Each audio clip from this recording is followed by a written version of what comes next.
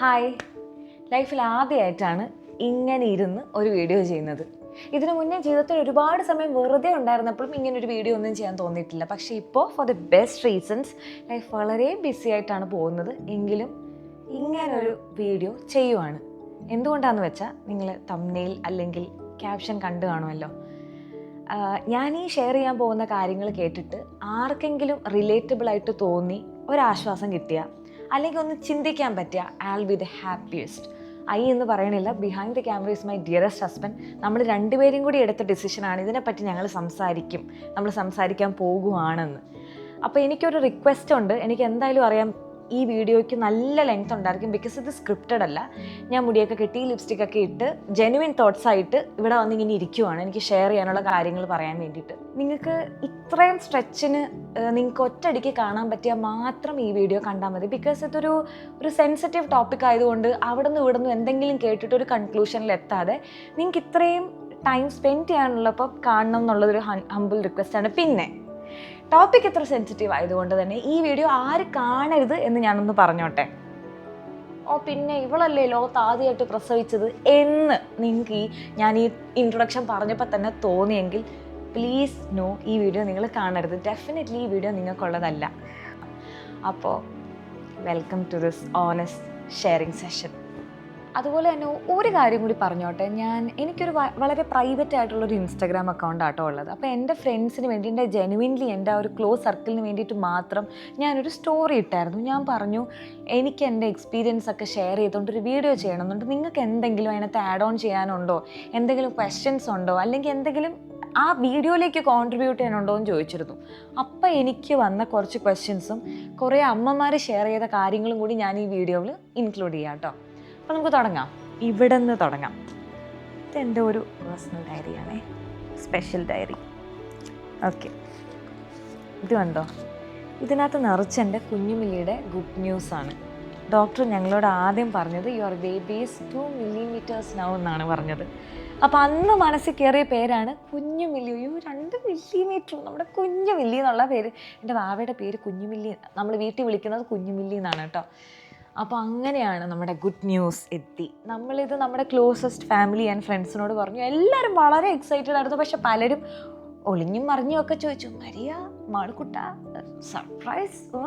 അപ്പം ഞങ്ങൾ പറഞ്ഞു, എന്ത് സർപ്രൈസ്? No surprise. നമുക്ക് തുടക്കം മുതലേ കുഞ്ഞു വാവ പെട്ടെന്ന് വേണമെന്ന് തന്നെയായിരുന്നു ആഗ്രഹം. ഞങ്ങളുടേത് ലവ് മാരേജ് ആണ്. നമുക്ക് അങ്ങോട്ടും ഇങ്ങോട്ടും നന്നായിട്ട് അറിയാം, നമുക്ക് അത്രയും ഇഷ്ടമാണ്. അപ്പോൾ ഡിലേ എന്നൊരു തോട്ട് പോലും മനസ്സിലുണ്ടായിരുന്നില്ല. അപ്പോൾ നമ്മൾ ഈ ഗുഡ് ന്യൂസൊക്കെ ഷെയർ ചെയ്തു. ഓരോ തവണ ഹോസ്പിറ്റലിൽ പോകുമ്പോൾ സ്കാനിങ്ങിൽ നമ്മുടെ കുഞ്ഞിനെ നമ്മൾ ലിറ്ററലി കാണിച്ചു തരുന്നു. അറ്റ് എ പോയിന്റ് നമുക്ക് കുഞ്ഞിൻ്റെ 3D 4D ഇമേജസ് വരെ നമുക്ക് കാണിച്ചു തരും. അപ്പോൾ ഇത്രയും നമ്മൾ ഭാവിക്ക് വേണ്ടി ആഗ്രഹിക്കുന്നു, നമുക്ക് വാവ വരുന്നു, പെട്ടെന്ന് തന്നെ വാവ വരുന്നു, ആ ഗുഡ് ന്യൂസ് കിട്ടുന്നു. പക്ഷേ സയൻറ്റിഫിക്കലി എല്ലാം പ്രൂവൺ ആണ്. ബ്ലഡ് ടെസ്റ്റിൻ്റെ റിസൾട്ട്സ്, ഈ സ്കാനിങ്ങിൻ്റെ റിപ്പോർട്ട്, എല്ലാവരുടെയും സന്തോഷം, നമ്മുടെ സന്തോഷം. അറ്റ് ദി സെയിം ടൈം ഇത് അംഗീകരിക്കാൻ മനസ്സിന് ഭയങ്കര പാട്. എന്ന് വെച്ചാൽ കുഞ്ഞുണ്ടാകാൻ പോകുന്ന അംഗീകരിക്കാനല്ല. എൻ്റെ യൂട്രസ് അപ്പം ഹെൽത്തി ആയിരുന്നോ, എനിക്ക് കുഞ്ഞുണ്ടാകുമോ, അപ്പം ഞാൻ ഹെൽത്തി ആയിരുന്നു, എൻ്റെ ബോഡി ഹെൽത്തി ആയിരുന്നു, എൻ്റെ യൂട്രസ് ഇത്ര കേപ്പബിൾ ആയിരുന്നോ എന്നുള്ള തോട്ട് അതെവിടെ നിന്നാണ് വരാൻ ചാൻസ്? ഞാൻ എൻ്റെ ലൈഫ് ത്രൂ ഔട്ട് ഭയങ്കര ബോഡി ഷേമിങ് നേരിട്ടിട്ടുള്ള ഒരാളാണ്. നമ്മളെ ഒരാൾ ആദ്യമായിട്ട് കാണുമ്പോൾ തന്നെ ഫ്രം സ്കൂൾ ടൈം, അയ്യോ മെലിഞ്ഞു പോയല്ലോ, തൊലിഞ്ഞു പോയല്ലോ, കൊലിഞ്ഞു പോയല്ലോ. ഇതെൻ്റെ ലാംഗ്വേജ് അല്ല കേട്ടോ, ഞാൻ കേട്ടിട്ടുള്ള കാര്യങ്ങളാണ്. മോളെ സുഖമാണോ എന്ന് ചോദിക്കുന്നതിന് മുന്നേ ആദ്യം ചോദിക്കുന്നത് ഇതാണ്. അപ്പോൾ ഇതൊക്കെ കേട്ട് നമ്മുടെ ഉള്ളിൽ അപ്പോൾ ഭയങ്കര വിഷമമാണോ അത് അംഗീകരിക്കാനുള്ള ബുദ്ധിമുട്ട്? നമുക്കെല്ലാം നമ്മളുടെ കണ്ണിൻ്റെ മുമ്പിൽ അറിയാണ്. കുഞ്ഞിൻ്റെ ഫസ്റ്റ് കിക്ക് കിട്ടിയിട്ട് പോലും നമുക്കിങ്ങനെ, അതായത് നമ്മൾ ക്യാരി ചെയ്ത് വരുന്നൊരു ട്രോമയുണ്ടല്ലോ, അത് പറയുന്നവർക്കത് പറഞ്ഞ് തള്ളി ഒരു ജോക്കായിട്ട് അവരങ്ങ് പോകും. അപ്പം ഞാൻ ആലോചിക്കുക, പിന്നെ എന്തിനാ ആൾക്കാർ എന്നെ ഇങ്ങനെ വിഷമിപ്പിച്ചുകൊണ്ടിരുന്നത്? അവരെന്തിനാ എന്നെ ഇങ്ങനെ പോയിൻ്റ് ഔട്ട് ചെയ്തുകൊണ്ടിരുന്നത്? പിന്നെ for your kind information, school തൊട്ട് കുഞ്ഞിലെ തൊട്ട് ഞാൻ വളരെ ഒരു ആക്റ്റീവ് കിഡായിരുന്നേ. ഞാനിങ്ങനെ വയ്യാതെ ഒടിഞ്ഞു തൂങ്ങിയൊരു സൈഡിൽ ഇരിക്കണവരെ അല്ല. എന്നെ അറിയാവുന്നവരാരെങ്കിലും ഈ വീഡിയോ കാണുന്നുണ്ടെങ്കിൽ അറിയാം. സ്പോർട്സിൽ ആക്റ്റീവ്, ആർട്സിൽ ആക്റ്റീവ്, ഡാൻസ്, പാട്ട്, ആങ്കറിങ്, അത് ഇതിങ്ങനെ ഓടിച്ചാടി നടന്ന് വളരെ ഹെൽത്തി ആയിട്ടുള്ള ഒരാളായിരുന്നു ഞാൻ. എന്നിട്ടും ഇങ്ങനെ പോയിൻ്റ് ഔട്ട് ചെയ്യും. മെലിഞ്ഞു പോയി അങ്ങനെയാണ് ഇങ്ങനെയാണെന്നൊക്കെ പറഞ്ഞു. ഞാൻ ഹെൽത്തി ആണെന്ന് എടുത്തു പറയാനൊരു റീസൺ ഉണ്ട് കേട്ടോ. ബിക്കോസ് ഇപ്പം ഞാൻ റിയലൈസ് ചെയ്യുമ്പം ആരും എൻ്റെ ഹെൽത്തിനെ ഓർത്തിട്ടല്ല മരിയ മെലിഞ്ഞു പോയി എന്ന് പറയുന്നത്. It was not about health, പക്ഷേ ഈസ്തെറ്റിക്സ്.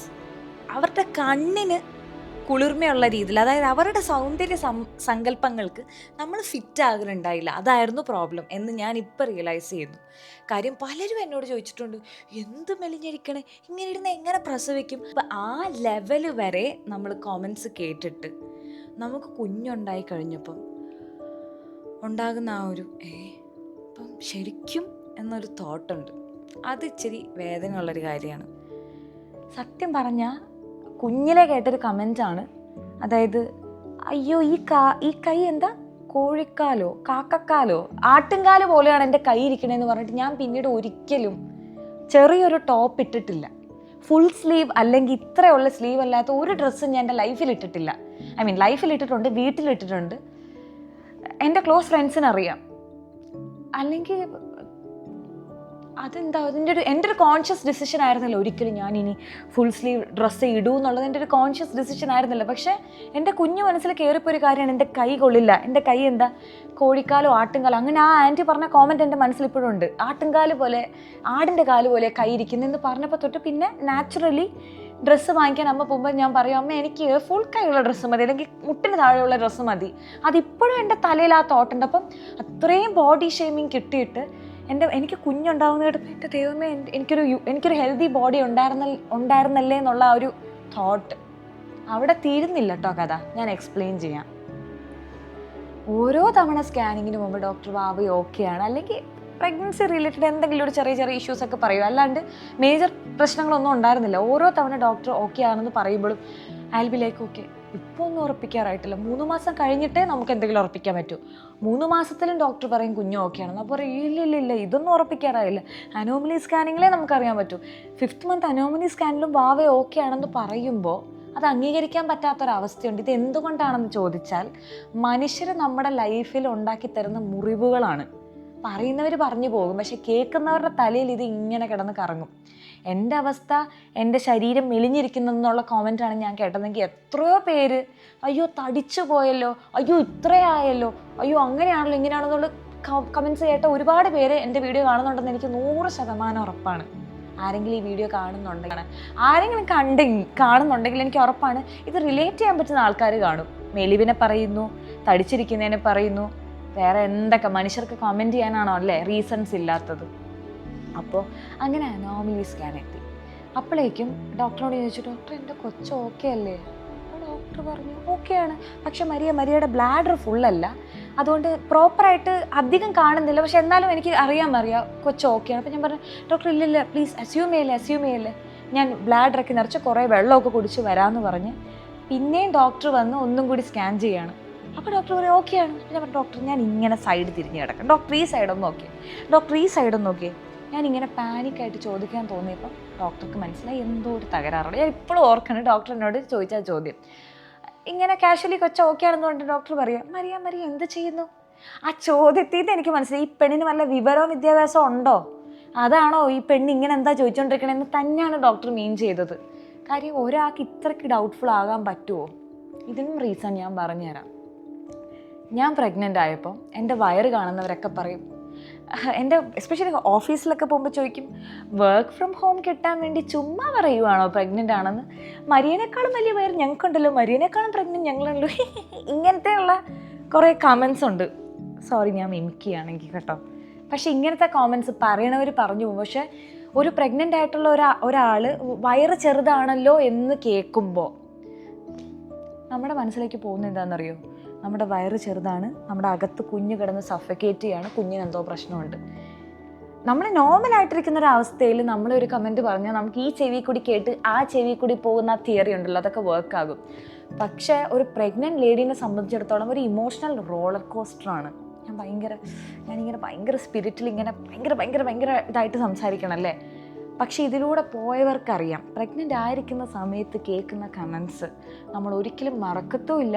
അത് നമ്മളെ വല്ലാതെ ഇമോഷണലി ഹോണ്ട് ചെയ്യുകയും ചെയ്യും. ഫോർ എക്സാമ്പിൾ, ഇത് പ്രഗ്നൻ്റ് ആയതിന് മുന്നേ മെലിഞ്ഞു എന്ന് കേട്ടിട്ട് അവസാനം പ്രഗ്നൻ്റ് ആയെന്ന് വിശ്വസിക്കാൻ പറ്റാത്തൊരവസ്ഥ. എല്ലാ തവണയും കുഞ്ഞിനെ പറ്റി ഓർക്കുമ്പോൾ സന്തോഷമാണ്, ഞങ്ങൾ ആസ് എ കപ്പിൾ വളരെ ഹാപ്പിയാണെങ്കിലും വയറ് ചെറുതാണല്ലോ എൻ്റെ കൊച്ചിന് എന്തെങ്കിലും പ്രശ്നമുണ്ടോ, എൻ്റെ കൊച്ചകത്ത് കഷ്ടപ്പെട്ട് കിടക്കുവാണോ, ഇതൊക്കെ എന്തുകൊണ്ടാണ്? ഒന്നാമത് വളരെ ടഫായിട്ടുള്ള ഒരു ജേർണി. അപ്പോൾ ഒരമ്മയ്ക്ക് കുറച്ചും കൂടി ഹേർഡിൽ കൊടുക്കുകയാണ് നിങ്ങൾ. എന്തുകൊണ്ടാണ്? മനുഷ്യൻ്റെ നാക്ക് കാരണമാണ്. ഞാൻ എൻ്റെ പ്രഗ്നൻസി ജേർണി ആത്മാർത്ഥമായിട്ട് ക്വിക്ക്ലി ഒന്ന് പറഞ്ഞു പോവാട്ടോ. ലൈഫിലെ മോസ്റ്റ് ബ്യൂട്ടിഫുൾ ടൈമായിരുന്നു. പ്രസവിക്കുന്നതിന് 2 ദിവസം മുന്നേ വരെ ഞാനും എൻ്റെ ഹസ്ബൻഡും മാത്രം.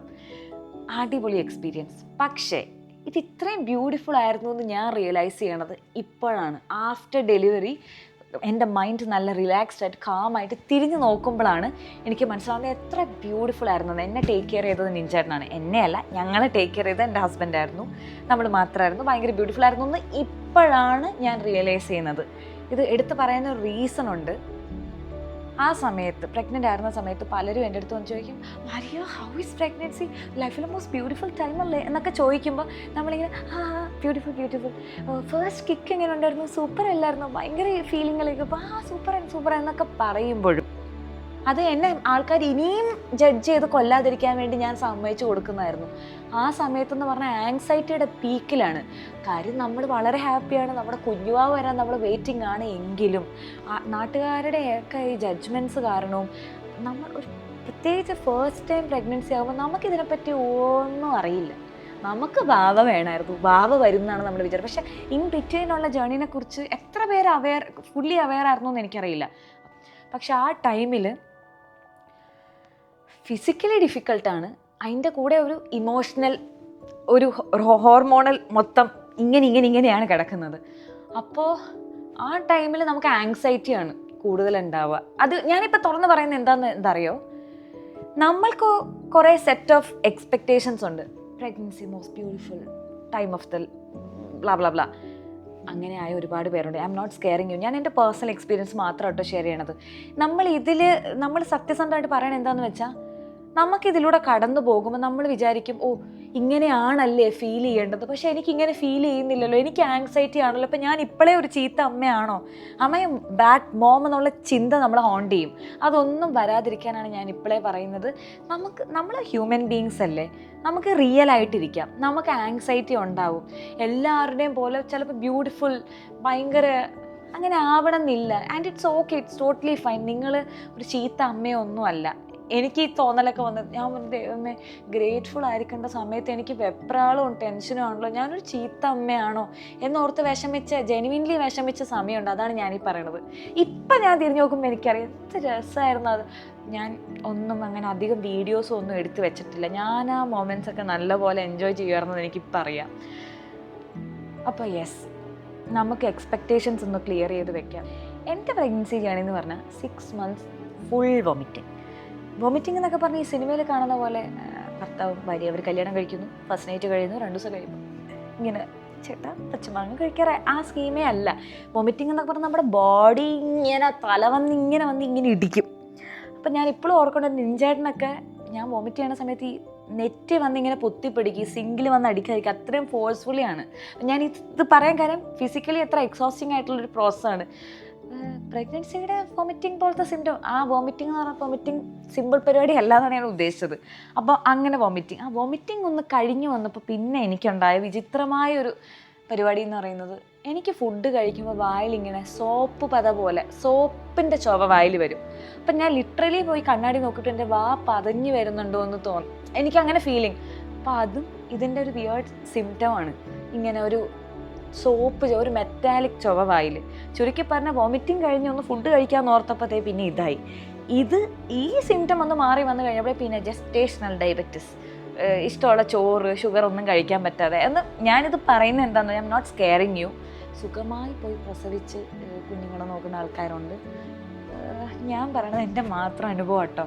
അപ്പം ഞാൻ പറഞ്ഞു വന്നത് ഫിസിക്കലി ഓൾറെഡി ടയറിങ് ആണ്, പിന്നെ ഹോർമോണൽ ഇതും മൂഡ് സ്വിങ്സും അത് ഒരു വശത്ത്, പിന്നെ നമ്മുടെ കുഞ്ഞ് ഓക്കെ ആണോ എന്നുള്ള ചിന്ത. അതിൻ്റെ ഇടയ്ക്ക് മറ്റുള്ളവർ നമുക്ക് ചെയ്യാൻ പറ്റുന്ന ഏറ്റവും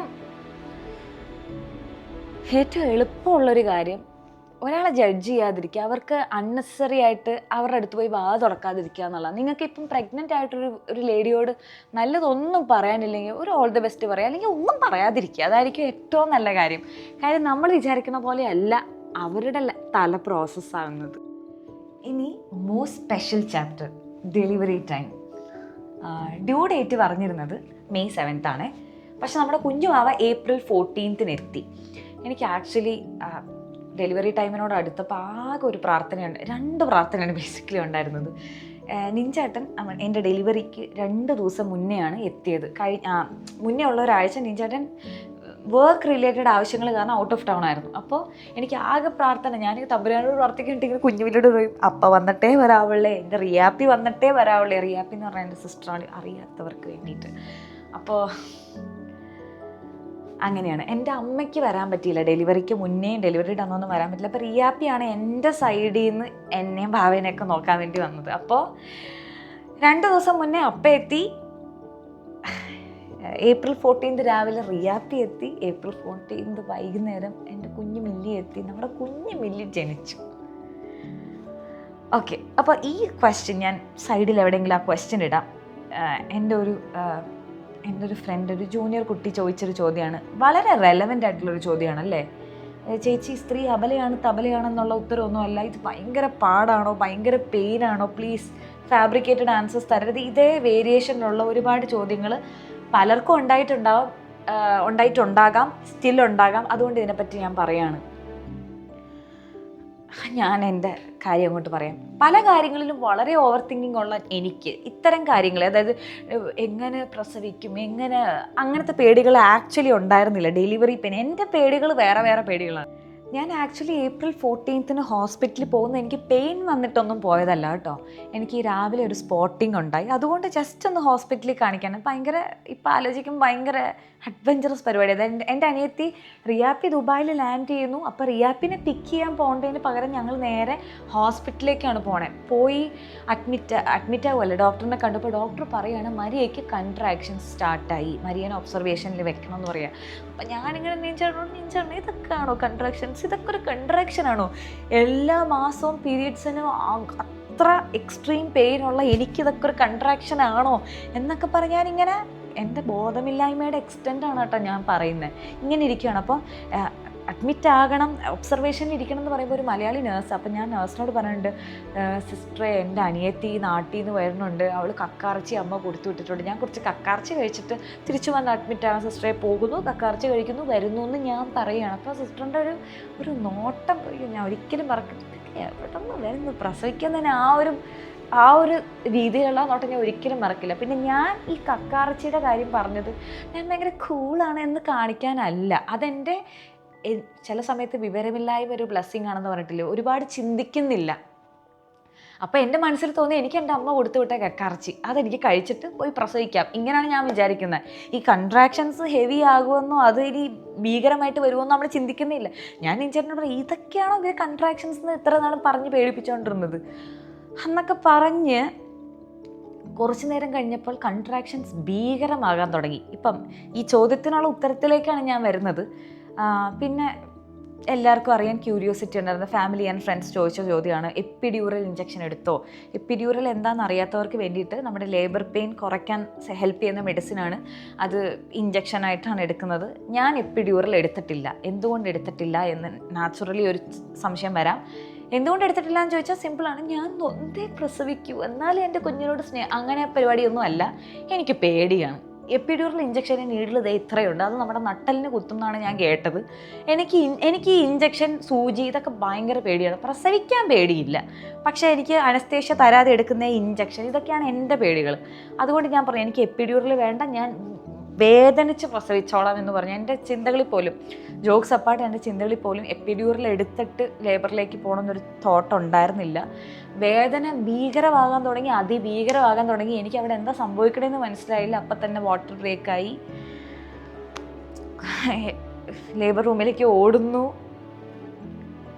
പുഷ് ചെയ്യാൻ പറയണു എന്നോട്. ഞാനൊരു പോയിന്റ് ഡോക്ടറിനോട് പറഞ്ഞത് എനിക്ക് പുഷ് ചെയ്യാൻ പറ്റില്ല, എനിക്ക് ആരോഗ്യമില്ല എന്ന് പറഞ്ഞു. കാര്യം രാവിലെ ഹോസ്പിറ്റലിൽ പോയതൊന്നും കഴിച്ചില്ല, എനിക്ക് ആരോഗ്യം ഇല്ലയെന്ന് പറയുമ്പോൾ എന്നോട് ഒരു നേഴ്സ്, ഒരു മലയാളി നേഴ്സാണ്, നേഴ്സ് എന്നോട് പറയാണ്, Maria I can see your baby's hair എന്ന് പറയുകയാണ്. അപ്പം ഇത്രയും നാളും ഉണ്ടായിരുന്ന എൻ്റെ കുഞ്ഞിനെ കാണാൻ ഭയങ്കര ആഗ്രഹം, കൊച്ചെന്ന് പറയുമ്പോൾ ഭയങ്കര സന്തോഷമാണെങ്കിലും 100,000 ഡൗട്ടാണല്ലോ ഓരോരുത്തരുടെ ചോദ്യവും പറച്ചിലും കാരണം.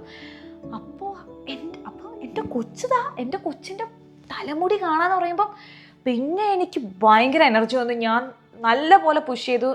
നേഴ്സസും ഡോക്ടേഴ്സൊക്കെ പറഞ്ഞ് ഞാൻ വളരെ നന്നായിട്ട് ആ പരിപാടി ഹാൻഡിൽ ചെയ്തു, പെട്ടെന്ന് പുഷ് ചെയ്തു.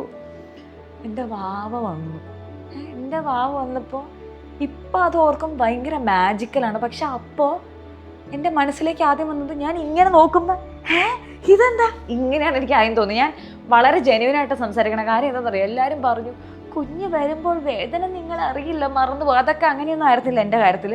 എനിക്ക് കുഞ്ഞ് വരുന്ന വേദനയും ഓർമ്മയുണ്ട്.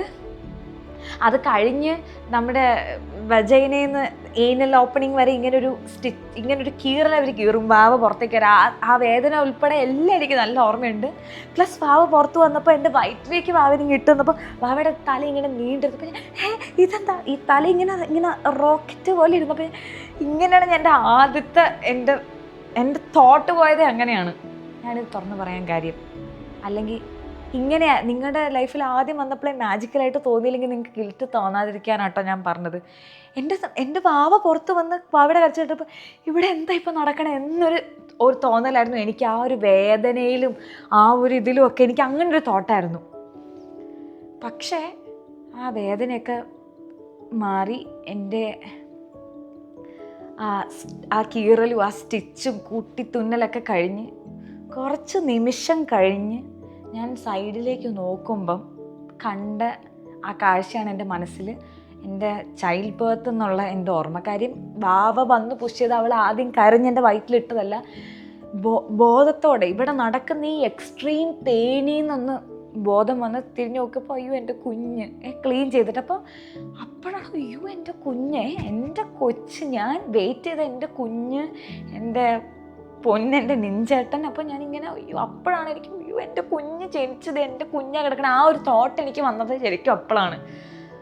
ഭയങ്കര ബ്യൂട്ടിഫുള്ളാണ്. അപ്പോൾ പെയിൻ ടോളറേറ്റ് ചെയ്യാനും, പ്രസവ വേദന ഭയങ്കര വേദനയാണ്, അത് പേടിയാണ്, എനിക്കത് പറ്റുമോ എന്ന് ചിന്തിക്കുന്നവർക്കും എൻ്റെ പറയുന്നത്, എനിക്ക് പറ്റുമെങ്കിൽ എനിക്ക് സൂചി പോലും പേടിയാണ്, എന്നിട്ടും ഇത്രയും ഭയങ്കര വേദനയായിരുന്നു. വേദന ഉണ്ടായിരുന്നു, നല്ല വേദന ഉണ്ട്. അതിന് ശേഷം സ്റ്റിച്ചിൻ്റെ പെയിനൊക്കെ ഉണ്ടായിരുന്നു. പക്ഷേ ഇഫ് യു ആസ്ക് മീ, ഇതിലൂടെ ഇനിയും കടന്നു പോകും ഡെഫിനറ്റ്ലി.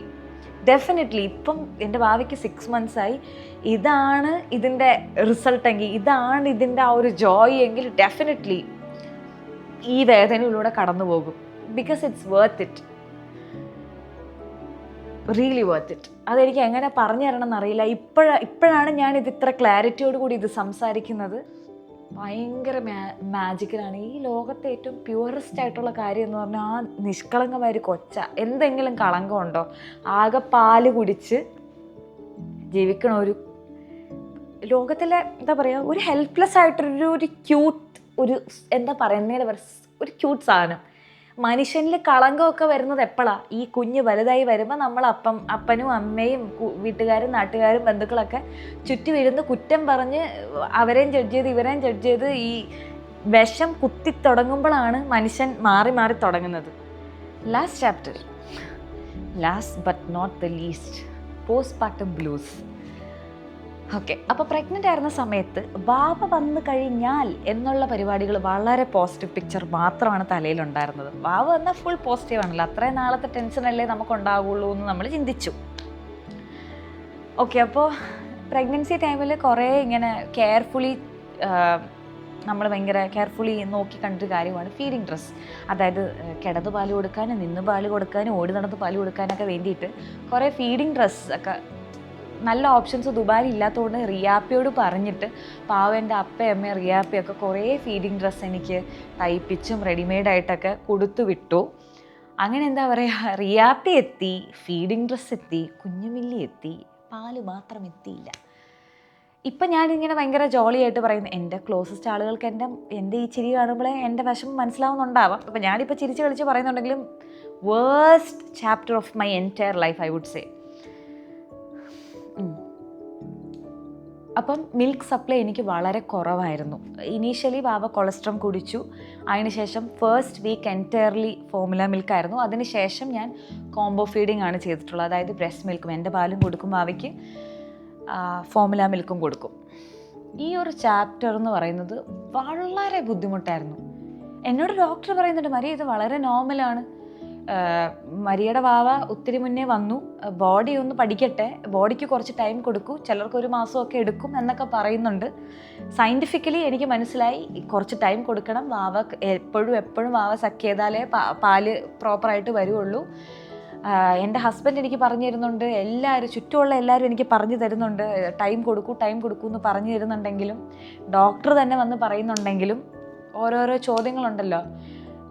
കൊച്ചിന് ഫോമുലയാണ് കൊടുക്കണമെന്ന് പറയുമ്പം ഒരു സീരിയലായിരുന്നെങ്കിൽ ഇങ്ങനെയായിരിക്കും അത്, പാലില്ലേ, പാലുണ്ടോ, പാല് കൊടുത്തില്ലേ, പാല് വന്നില്ലേ എന്നൊക്കെയുള്ള കുറേ ചോദ്യങ്ങൾ. ഇത് പറയുന്നവർക്ക് പറഞ്ഞു പോകും, പക്ഷെ ഒരമ്മയെ സംബന്ധിച്ചിടത്തോളം എത്ര ഡിഫിക്കൽട്ടാണെന്നുള്ളത് ആ ഒരു ഫേസിലൂടെ കടന്നു പോയവർക്ക് മാത്രമേ അറിയത്തുള്ളൂ. ഇപ്പം എനിക്ക് നിങ്ങളോട് പറയാനുള്ളത്, നിങ്ങൾക്ക് ജെനുവിൻലി ഒരമ്മ ആ അമ്മയുടെ പാല് കൊച്ചിന് കൊടുക്കണം എന്നാണെങ്കിൽ ദൈവത്തെ ഓർത്ത് നിങ്ങൾ ഇത്തരം ചോദ്യങ്ങൾ ചോദിക്കാതിരിക്കുക. കാര്യം ഇത് ഇമോഷണലി ഭയങ്കര വയേർഡായിട്ടുള്ളൊരു കാര്യമാണ്. നമ്മുടെ മൈൻഡ് ഹാപ്പി ആവാതെ ഇല്ല, ടെൻഷൻ അടിച്ചാൽ പാല് വരില്ല. നിങ്ങളുടെ ഇൻറ്റൻഷൻസ് പ്യുവർ ആണെങ്കിൽ പ്ലീസ് ഒരമ്മയെ അമ്മയുടെ പാട്ടിന് വിടുക എന്നുള്ളതാണ്. ആരെങ്കിലും ഓൺ പേർപ്പസ് ഓക്കെ എനിക്ക് നിറയെ പാലുണ്ട്, എൻ്റെ കൊച്ചിന് പാല് കൊടുക്കണ്ട, എൻ്റെ കൊച്ചങ്ങനെ ഇപ്പം പാല് കുടിക്കണ്ട എന്നോർത്ത് ഏതെങ്കിലും ഒരു അമ്മ പേർപ്പസ്ഫുള്ളി മാറ്റി വെക്കും എന്നെനിക്ക് തോന്നുന്നില്ല. അവർക്ക് അവരുടേതായ വേറെ റീസൺസ് ഇല്ലാത്ത പക്ഷം. പിന്നെ ബ്രസ്റ്റ് ഫീഡിങ് നാച്ചുറലാണ്, പക്ഷേ ഇറ്റ്സ് നോട്ട് ഈസി. ഇത് ചില സെലിബ്രിറ്റീസൊക്കെ അവരുടെ വീഡിയോസിൽ പറയുന്നുണ്ട് എത്ര പെയിൻഫുള്ളാണ് ബ്രസ്റ്റ് ഫീഡിങ് എന്നത്. നമ്മൾ കവിവചനങ്ങളിലൊക്കെ കവിത പോലെയൊക്കെ പാടി ഭയങ്കര മാജിക്കലാണ്, മ്യൂസിക്കലാണ്, അത് സത്യമാണ് കേട്ടോ. അത് ബ്രസ്റ്റ് ഫീഡ് ചെയ്തവർക്ക് അത് എത്ര മാജിക്കലാണ്. നമ്മുടെ കുഞ്ഞ് നമ്മുടെ ശരീരത്തിൽ നിന്ന് പാല് കുടിക്കുന്ന ഒരു കാഴ്ചയും അത് ഞാൻ 100% അംഗീകരിക്കുന്നു. പക്ഷേ ഇറ്റ്സ് നോട്ട് ഈസി. ഇത് കാണുന്നതിൽ അമ്മമാരുണ്ടെങ്കിൽ എത്ര പേർക്ക് പൊട്ടിച്ചോര വന്നിട്ടുണ്ട്, അവിടെ എത്ര പേർക്ക് ക്രാക്സ് വന്നിട്ടുണ്ട്, എത്ര പേര് അസഹനീയമായ വേദനയിൽ സ്റ്റോപ്പ് ചെയ്യിച്ചിട്ടുണ്ട്, അല്ലെങ്കിൽ വേദന സഹിച്ച് കൊച്ചു കുടിച്ചോട്ടെ എന്ന് ഓർത്തിട്ടുണ്ട്. അപ്പം ആ സ്റ്റോറി മാറ്റി നിൽക്കട്ടെ. ഞാൻ പറയാൻ ഉദ്ദേശിക്കുന്നത്, പാല് വന്നോ, പാലില്ലേ, പാല് ഇങ്ങനെ നിങ്ങൾ ഒന്നാമത്തെ കാര്യം, കുഞ്ഞിൻ്റെ ഡെലിവറിക്ക് ശേഷം ഹോർമോൺസ് ഇങ്ങനെ ക്രാഷ് ചെയ്യുകയാണ്. ആ സമയത്താണ് ഇത്തരം ചോദ്യങ്ങളും പറച്ചിലും ഒക്കെ. നാട്ടിൽ ഉള്ളവരും വന്നവരും പോണവരും ഒക്കെ ഇതൊരു വലിയ ഇഷ്യൂ ആക്കുമ്പം നമ്മൾ തകർന്ന് തരിപ്പണായിപ്പോൾ നമ്മൾ വിചാരിക്കണേ, ദൈവമേ നമ്മുടെ കുഞ്ഞിന് നമ്മൾ കാരണം, കുഞ്ഞിൻ്റെ ഓൺലി സോഴ്സ് ഓഫ് നമ്മൾ കാരണം ബ്ലോക്ക് ആവുന്ന ഒരവസ്ഥ. പിന്നെ കുഞ്ഞ് കളിക്കുന്നുണ്ട്, ബാക്ക്ഗ്രൗണ്ട് നോയ്സസ് ഉണ്ടാവും കേട്ടോ. ഓക്കെ, പിന്നെ ഇതിലൂടെ കടന്നുപോയവർക്കറിയാം, നമ്മൾ ന്യൂ ബോൺ ഫേസിൽ ഒരു 2-2.5 മണിക്കൂർ ഇടവിട്ടാണ് വാവയ്ക്ക് ഫോമുലയാണെങ്കിൽ ഫീഡ് ചെയ്യുന്നത്. നമുക്കൊരു കാൽക്കുലേഷൻ ഉണ്ട്, ഇപ്പം കുഞ്ഞ് ഇത്ര കുടിച്ചു, അത് കഴിഞ്ഞ് കുഞ്ഞിത് ഇത്ര മണിക്കൂർ കഴിഞ്ഞ് കുഞ്ഞിത്ര കുടിക്കുമെന്ന്. പക്ഷേ ഇതിൻ്റെ ഇടയ്ക്ക് നമ്മുടെ കുഞ്ഞിന് വിശന്ന് കരഞ്ഞു കഴിയുമ്പോൾ, കുഞ്ഞിങ്ങനെ വാവിട്ട് വിശന്ന് കരഞ്ഞു കഴിയുമ്പോൾ, നമ്മൾ സാധാരണ അമ്മമാരാണെങ്കിൽ പാലുള്ളൊരു അമ്മയായിരിക്കും എന്താ ചെയ്യുക, നമ്മൾ ടോപ്പ് മാറ്റും, പാല് കൊടുക്കും. പക്ഷെ നമ്മൾ മരണം ഓട്ടവാ. വെള്ളം തടുക്കണം, പൊടി മിക്സ് ചെയ്യണം, അത് കലക്കണം, അത് ആറണം. നമ്മളെ അൺഎക്സ്പെക്റ്റഡ് ആയിട്ട് കൊച്ച് വിശന്ന് കരഞ്ഞു കഴിയുമ്പോൾ നമ്മൾക്ക് അയ്യോ നമ്മുടെ കൊച്ച് വിശന്ന് കരയുവാണല്ലോ എന്നുള്ള തോട്ടിൽ ഈ ഓട്ടപ്രദക്ഷിണ, തുണി മാറ്റി പാല് കൊടുക്കലല്ല.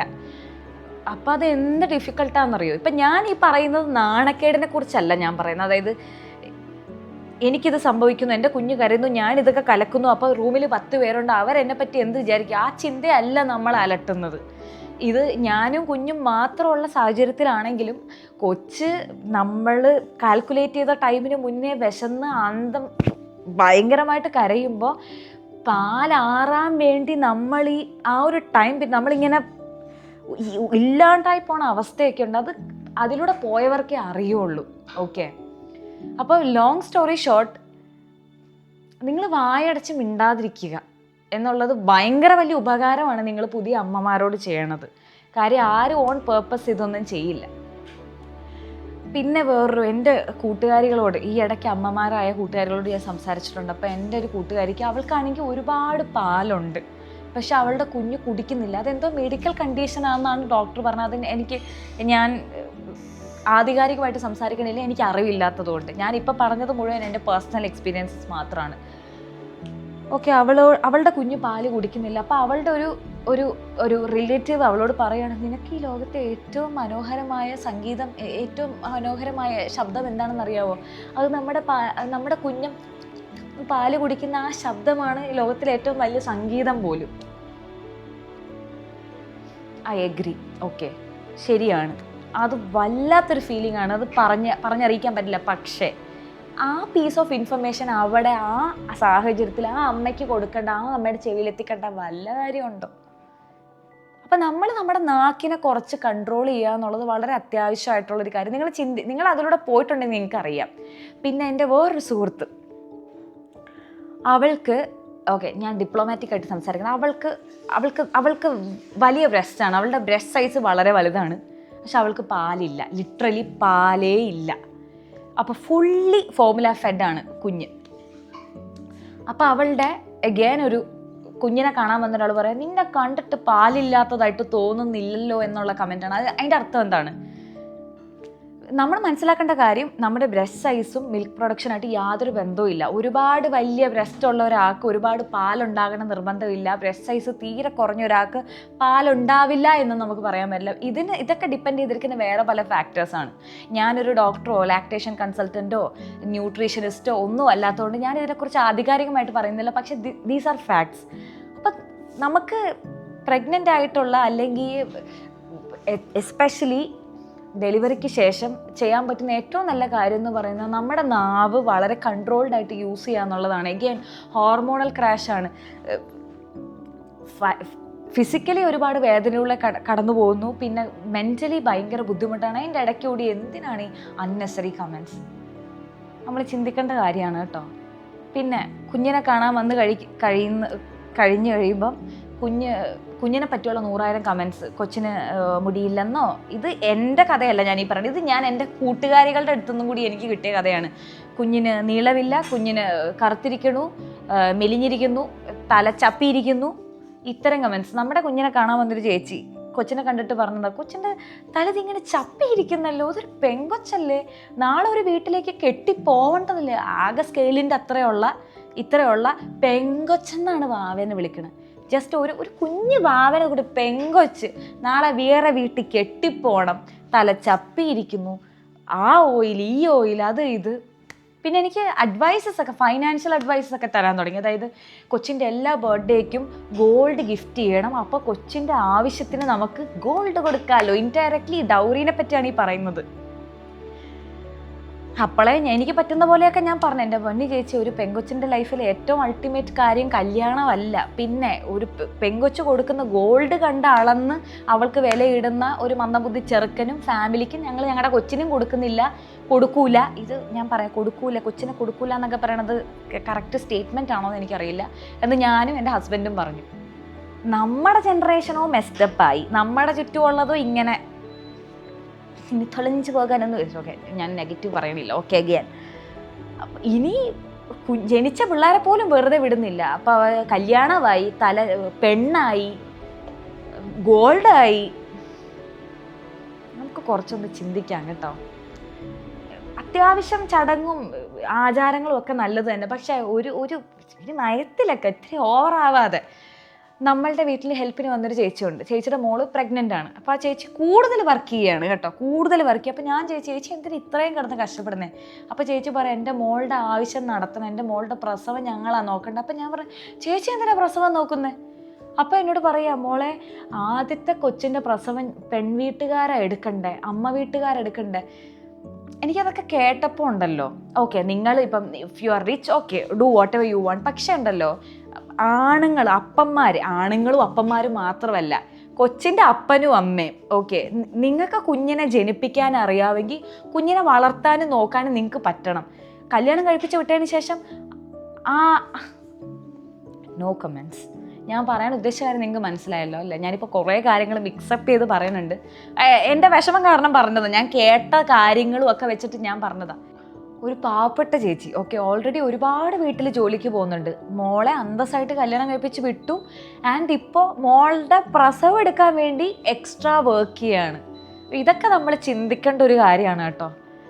അതുപോലെ തന്നെ ഒരുപാട് കാര്യങ്ങൾ ഞാൻ ഈ ഒരു ചെറിയ സ്പാനിൽ എൻ്റെ മനസ്സിൽ പെട്ടെന്ന് വരുന്ന കാര്യങ്ങൾ ഞാനിപ്പോൾ ഷെയർ ചെയ്യുന്നു. യെസ്, പിന്നെ ഇതൊക്കെ പറയുമ്പോൾ ഓക്കെ, ഞാൻ ഒരു പെർഫെക്റ്റ് അമ്മ, ഞാനൊരു പെർഫെക്റ്റ് ഹ്യൂമൻ ബീങ്, അങ്ങനെയൊന്നുമല്ല. ഞാനും മനുഷ്യനാണ്, എനിക്കും തെറ്റുകൾ പറ്റിയിട്ടുണ്ട്. ഞാൻ ഇപ്പോഴും ഓർക്കുന്നുണ്ട് ഞാൻ എന്ത് ഡമ്മായിരുന്നത്. കാര്യം ഞാനും ഒരമ്മേനെ ജഡ്ജ് ചെയ്തിട്ടുണ്ട്. അന്ന് ഞാൻ ഒരമ്മയല്ല. അപ്പോൾ ഒരു അമ്മ കുഞ്ഞ് പാല് കുടിച്ച് കഴിഞ്ഞ് ഗ്യാസ് കൊട്ടിക്കളയുന്നത് കണ്ടിട്ട് ഞാൻ പറയും, എന്ത് ഹാർഡായിട്ടാ ഈ ചേച്ചി കൊച്ചിനെ ഗ്യാസ് തട്ടാൻ അടിക്കുന്നത്, ഇങ്ങനെയൊക്കെയാണോ ഗ്യാസ്?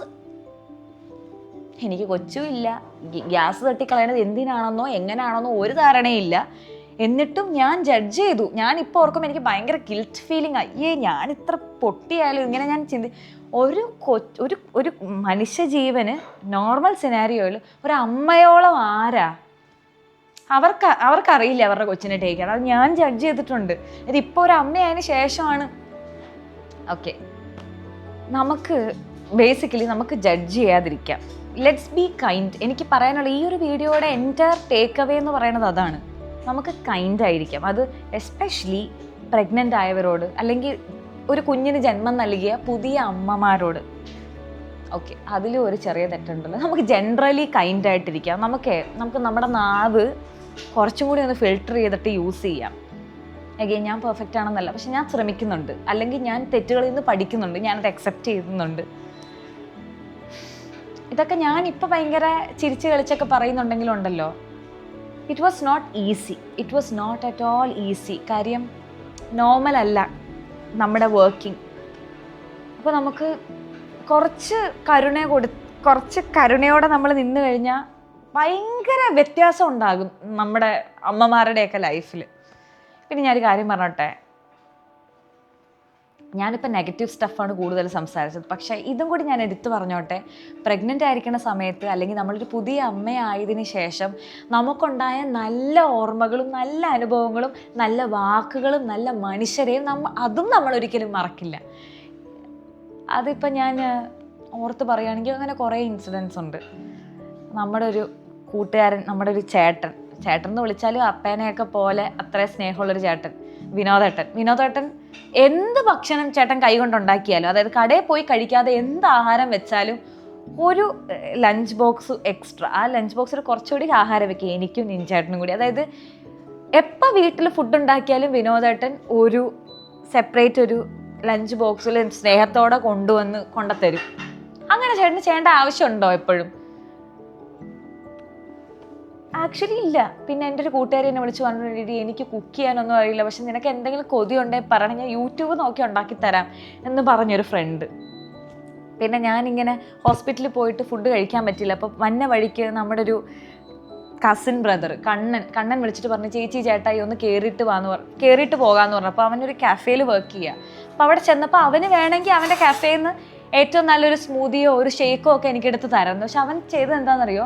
അവൻ ലിറ്ററലി ഒരു 3 മുട്ട പുഴുങ്ങി അതിനകത്ത് ഉപ്പും കുരുമുളകൊക്കെ വെതറി പുഴുങ്ങി തന്നേക്കും ആ മുട്ട.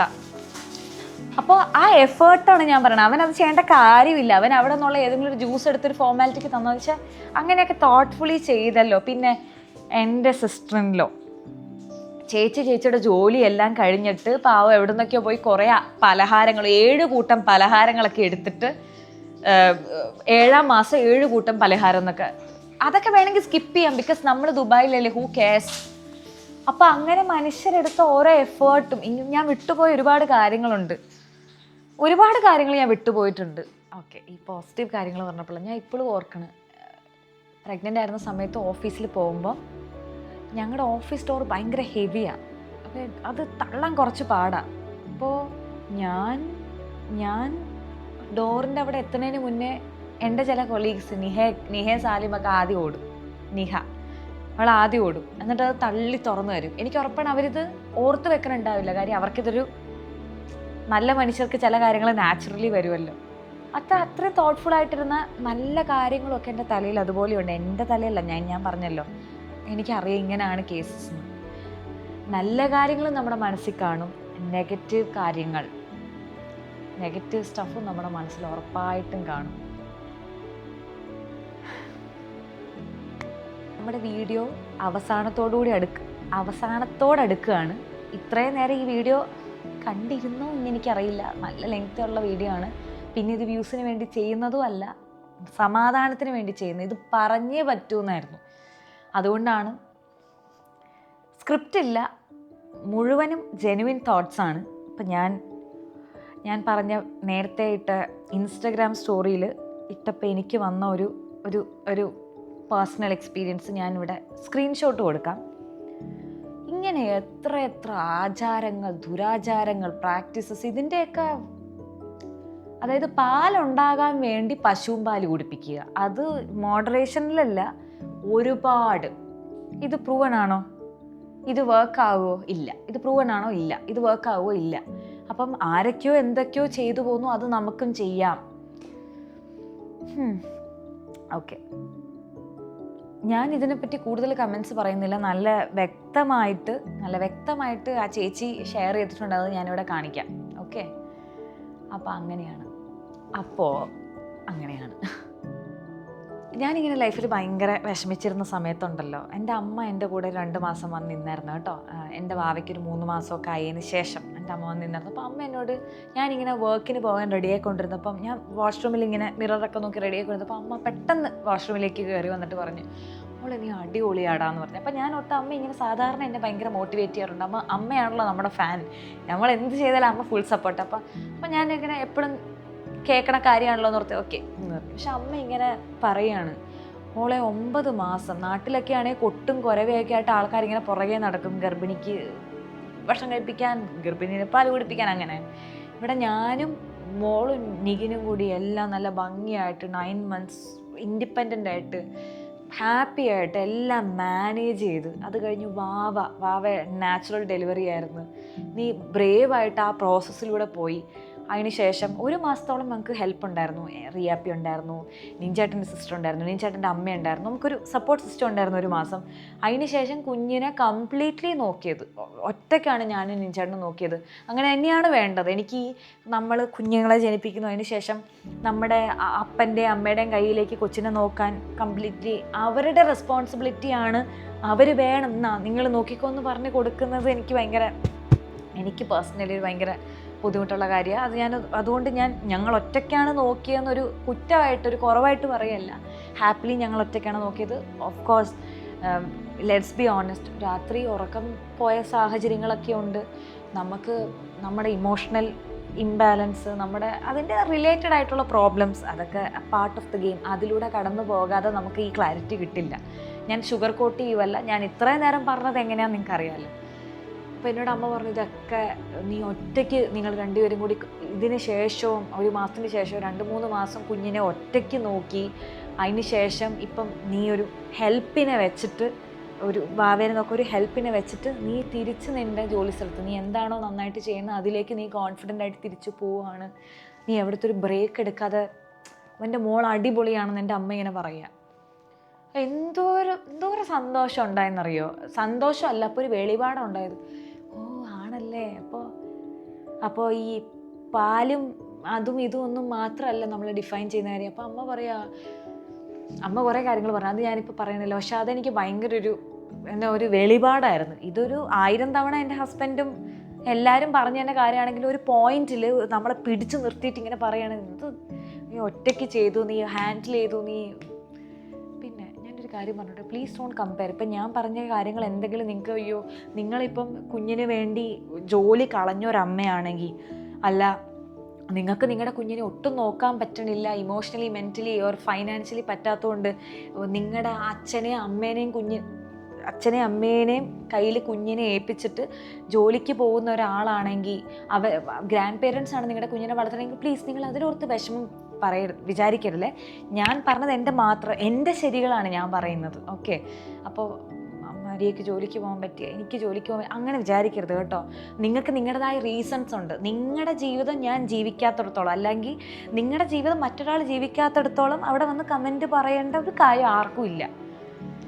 ഓക്കെ, ഈ വീഡിയോ ഇത്രയും നീളമുള്ള ഈ വീഡിയോ ഇത്രയും നേരം കണ്ടുകൊണ്ടിരുന്ന താങ്കൾക്ക് ഒരുപാട് നന്ദി ആ പേഷ്യൻസ് കാണിച്ചതിന്. ലാസ്റ്റ് തിങ്, വീഡിയോ വൈൻഡപ്പ് ചെയ്യാണ് വിത്ത് വൺ ലാസ്റ്റ് തോട്ട്. വിശേഷമുണ്ടോ, വിശേഷമായില്ലേ എന്ന് ചോദിക്കുന്ന ഒരാളാണോ നിങ്ങൾ? അതെന്തൊരു വൃത്തികെട്ട ചോദ്യമാണെന്നൊന്ന് ആലോചിക്കണം. നമുക്ക് ബയോളജിക്കലി എങ്ങനെയാണ് ഒരു കുഞ്ഞുണ്ടാവണേന്ന് അറിയാം. അപ്പോൾ ബേസിക്കലി നിങ്ങൾ എന്ത് ചോദ്യമാണ് ചോദിക്കുന്നത്? എന്ത് ചോദ്യമാണ് നിങ്ങൾ ചോദിക്കുന്നത്? ഓക്കെ, നമുക്കറിയാം ചില ദമ്പതികൾക്ക് കുഞ്ഞുങ്ങൾ ഉണ്ടാവേണ്ടെന്നായിരിക്കും. അവർക്ക് കുഞ്ഞുങ്ങളോട് താല്പര്യം ഉണ്ടാവില്ല. അവരുടെ പാട്ടിന് നമുക്ക് വിടാം. അവരുടെ ലൈഫ്, അവരുടെ ചോയ്സ്. ഓക്കെ, അതിനെപ്പറ്റി ഞാൻ കമൻറ്റ് ചെയ്യുന്നില്ല.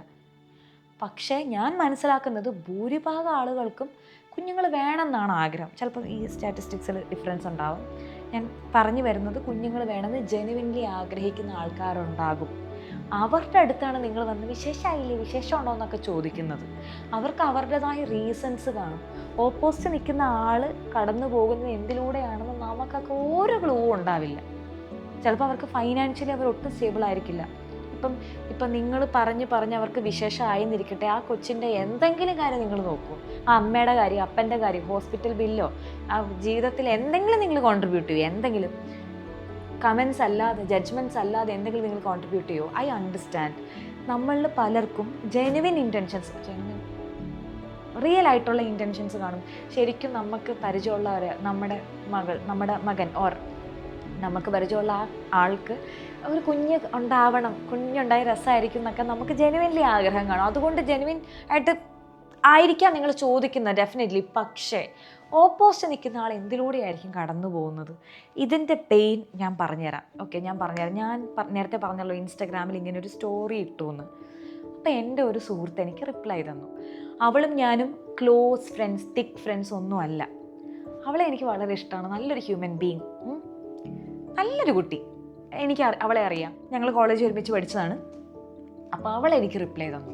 അവളെ എനിക്കറിയാം, അവളുടെ ഹസ്ബൻഡിനെ എനിക്കറിയാം. ഓക്കെ, അവളെനിക്ക് റിപ്ലൈ തന്നു. എന്നിട്ട് അവൾ പറഞ്ഞൊരവസ്ഥയുണ്ട്. അതായത് നമുക്ക് ഒരു ബയോളജിക്കലി നോർമൽ സിനാറിയോയിൽ ഒരു മെയിൽ പാർട്ട്ണർ, ഫീമെയിൽ പാർട്ട്ണർ ഒരുമിച്ച് വരുന്നു, ഇൻ്റർകോഴ്സ് ഉണ്ടാകുന്നു. അങ്ങനെയാണല്ലോ.